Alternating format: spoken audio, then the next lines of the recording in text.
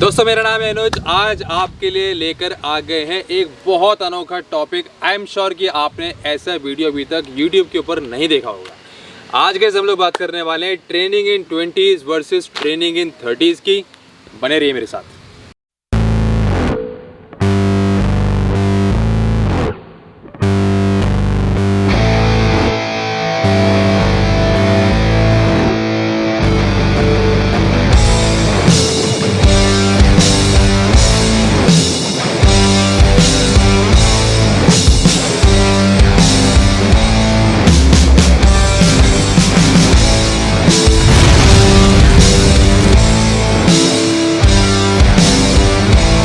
Welcome back guys. भाई सबसे पहले तो मेरी एक ही आप लोगों से रिक्वेस्ट है, मतलब क्या हो रहा है ये है 100 के अभी तक क्यों नहीं हुए हैं, कैसे कैसे टॉपिक कवर हो रहे हैं। मतलब मैंने तो इतना अनोखा टॉपिक आज तक सुना नहीं है। कैमरे वाले भैया आपने सुना है ऐसा टॉपिक आज तक? हाँ या ना में जवाब दे दो। नहीं सर, नहीं सुना भाई, किसी ने नहीं सुना। सो ऐसे अनोखे टॉपिक आपके लिए कवर कर रहे हैं, इतनी साइंटिफिक इन्फॉर्मेशन आपके लिए कवर कर रहे हैं। आपकी रिस्पॉन्सिबिलिटी बनती है। मुझे नहीं पता नीचे जाके कमेंट सेक्शन में क्या लिखोगे। 1000 कमेंट कम से कम चाहिए। क्या रिक्वेस्ट है? इतनी सी रिक्वेस्ट है कि 1000 कमेंट, एक बंदा 5-5 कमेंट छोड़ के जाएगा। टमाटर, प्याज, धनिया, चाय, जिसकी भी स्माइली बना दो। मुझे एंगेजमेंट चाहिए इस वीडियो के ऊपर, बिकॉज मेरे हिसाब से मैं डिजर्व करता हूँ।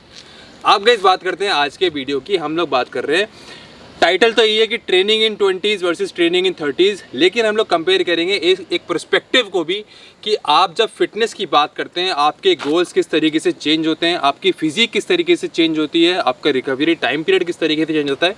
मतलब बहुत सारे एस्पेक्ट हम लोग इसमें हम लोग कंपेयर करेंगे। और ये जो गाइज वीडियो है, ये पार्ट है हमारा 12 साल नेचुरल जो सीरीज़ हम लोगों ने स्टार्ट करी थी उसका।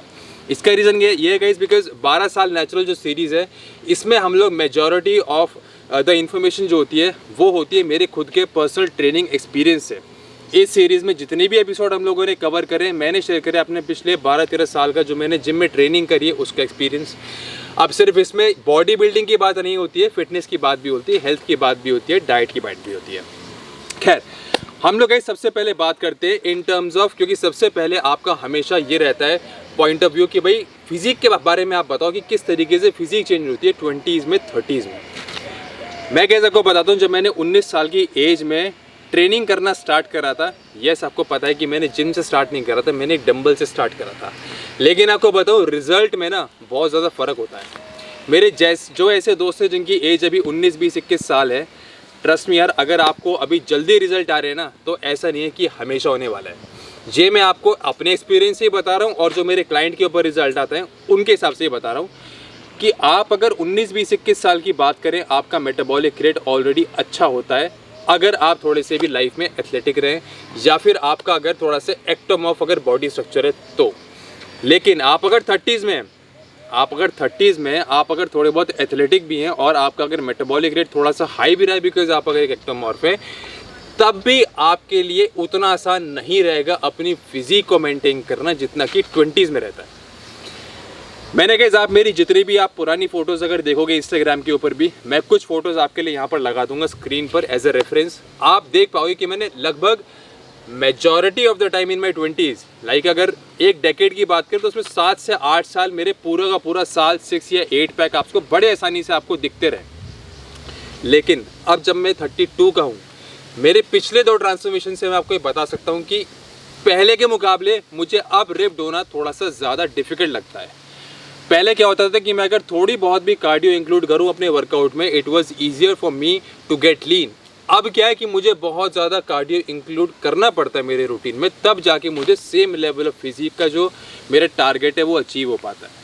तो दोस्तों, आप अगर अपने अर्ली 20s में, ट्रस्ट मी गोल्डन ईयर्स हैं आपको अपनी फिजिक बनाने के लिए। और इनफैक्ट आपको काफ़ी सारे ऐसे लोग दिख जाएंगे जो भी 20-21 साल के होंगे, उनको न्यू बी गेंस आते हैं बड़ी जल्दी, और उनके वो पूरा साल आराम से जो है एक 6 पैक और 8 पैक्स मेंटेन कर पाते हैं नेचुरली भी। हालांकि मैंने अभी भी किया हुआ है, लेकिन आपको फिर से बता दूं कि एज़ कम्पेयर टू 20s, मुझे ऐसा लगता है मेरे पर्सनल ओपिनियन में, इवन अर्ली 30s में डिफरेंस है। एक डेकेड की मैं अगर बात करूं, अर्ली 20s की और अर्ली 30s की, यस थोड़ा बहुत इम्पैक्ट आपके मेटाबॉलिक रेट के ऊपर भी पड़ जाता है। आपको अगर same level of physique maintain करनी है, आपको मेहनत पहले से ज़्यादा लगानी पड़ेगी। अब गाइस, दूसरा मुझे जो इस चीज़ के ऊपर डिस्कशन करना है वो करना है रिकवरी टाइम पीरियड को लेकर। जो लोग बहुत टाइम से मुझसे जुड़े हुए हैं वो इंस्टाग्राम के थ्रू भी जानते होंगे कि मैं एक टाइम पीरियड ऐसा था कि मेरी सुबह मार्शल आर्ट की ट्रेनिंग होती थी और उसके बाद दोपहर में मेरा वर्कआउट भी होता था। एक टाइम पीरियड ऐसा था कि मेरी जिम की जॉब भी होती थी, मेरी सीए वाली जॉब भी होती थी, मेरा जिम का वर्कआउट भी होता था। और मैं पता नहीं पिछले कितने टाइम से I have been training 7 days in a week. और training 7 days in a week सिर्फ ये नहीं कि उनमें से कई दिन ऐसे हैं कि मैं वेट ट्रेनिंग नहीं करता हूँ। 7 के 7 दिन किसी न किसी फॉर्म की रेजिस्टेंस ट्रेनिंग ज़रूर होती है। लेकिन मैं आपको इतना श्योरिटी से बता सकता हूँ कि जितना जल्दी रिकवरी मेरी 20s में होती थी, उतना जल्दी मैं रिकवर्ड मेरी 30s में फील नहीं करता हूँ। ऐसा भी नहीं कि टेस्टोस्टेरोन लो हो गया हो। आपको याद होगा लास्ट ईयर ही मैंने अपने टेस्टोस्टेरोन का जो रिपोर्ट आपसे शेयर करा था, मोर देन 800 था। ऑलमोस्ट वही लेवल है जो कि 20s में था।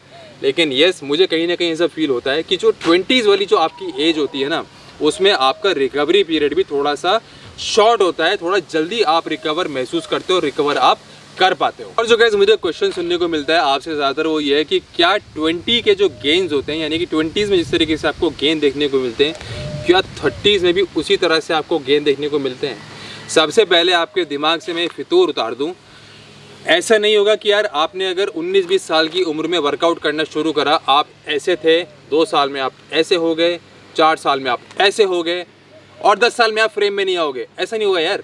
नेचुरल गेन की आप अगर बात कर रहे हो, एक पॉइंट पर आपका जो नेचुरल पोटेंशियल है आपने वो रीच कर लिया। आपकी नेचुरल जितनी फिजिक बननी थी आपने उसे अचीव कर ली। मेरे भाई, उससे ज़्यादा फिजिक आपकी नहीं बनेगी। चाहे आप किसी भी यूट्यूबर का मुझे रेफरेंस दे दो, मैं उसको नहीं मानूंगा। आपको क्या लगता है कि हम जिम जाके हमने मेहनत नहीं करी? और दूसरा बता दूं, जेनेटिक्स को आप बीट नहीं कर पाओगे अगर आप नेचुरल ट्रेनिंग की बात कर रहे हो। You can achieve your best genetics as a trainer. अब एक तरीके से मैं अपने पैरों पर कुल्हाड़ी मार रहा हूँ ये चीज़ बोलकर कि कोई ट्रेनर अगर आपको ये बोलता है ना कि देखो मैं जो है आपके बाइसेप्स ऐसे गोल करा दूंगा, मैं आपकी चेस्ट इस तरीके से ब्रॉड करा दूंगा, नहीं, ज़रूरी नहीं है यार। अगर मेरे बाइसेप्स पर पीक बन रहा है, ज़रूरी नहीं है कि आपके बाइसेप्स का पीक बन ही जाएगा। बनेगा नहीं बनेगा ऑफ कोर्स आपको ट्रेनिंग करने के बाद पता चलेगा, लेकिन जेनेटिक्स का बहुत ज़्यादा रोल होता है यार।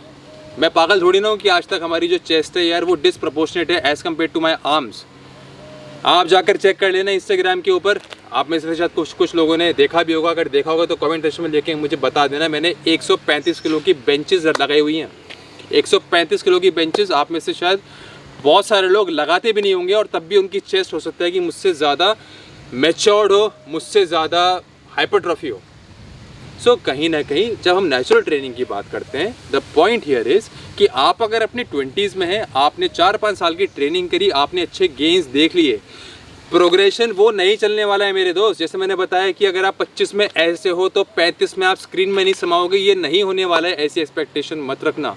मुझे भी यार एक टाइम पीरियड ऐसा था, मुझे ऐसा लगता था जब मैंने अपने इनिशियल जो गेन्स है वो देखे थे, मुझे मेरे एब्स आ गए थे, सब कुछ आ गया था, फ्रेम थोड़ा छोटा था, मुझे लगता था कि यार जब इतनी फिजिक मेरी अच्छी हो सकती है तो फिर नेचुरली मैं मिस्टर ओलंपिया भी खेल सकता हूँ ना।